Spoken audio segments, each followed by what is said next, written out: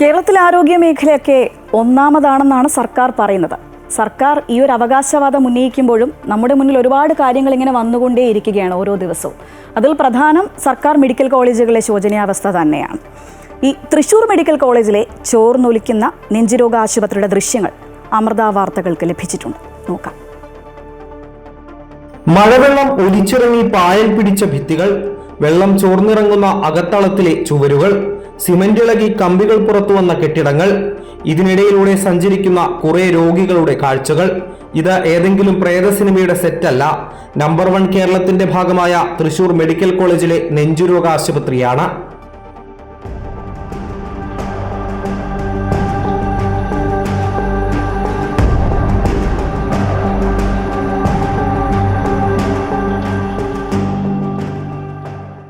മികവിന്റെ ഉദാഹരണങ്ങൾ നിരത്തി സർക്കാരും ആരോഗ്യമന്ത്രിയും ന്യായീകരിക്കുമ്പോഴും ദിനംപ്രതി ദയനീയ കാഴ്ചകളാണ് സർക്കാർ മെഡിക്കൽ കോളേജുകളിൽ നിന്നും പുറത്തുവരുന്നത്. മഴ പെയ്ത് നനഞ്ഞ ചുവരുകൾ കെട്ടിടങ്ങൾക്ക് ബലക്ഷയമുണ്ടാക്കുന്നു. എന്നാൽ ഇതൊന്നും വകവയ്ക്കാതെ അധികൃതർ പുറംതിരിഞ്ഞു നിൽക്കുന്ന കാഴ്ചയാണ് ഇവിടെ.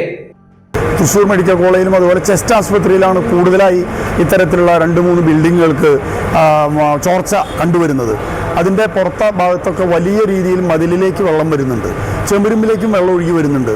അങ്ങനെ വരുമ്പോൾ ആ ചുമരിൻ്റെ ബലക്ഷയം ഉണ്ടാവുകയും പെട്ടെന്ന് ചെമുര് വീഴുന്ന ഒരു സാഹചര്യവും നമുക്ക് കാണേണ്ടി വരും. തുടർച്ചയായി 3-4 ദിവസത്തെ മഴ പെയ്യുമ്പോൾ അവിടെ രോഗികളോ കൂട്ടിയിരിപ്പുകാരോ ഉണ്ടെങ്കിൽ അറിയാതെ കണ്ട് ചിലപ്പോൾ ആ ചെമുര് വീഴുന്നൊരു സാഹചര്യവും ഇപ്പോൾ നിലനിൽക്കുന്നുണ്ട്.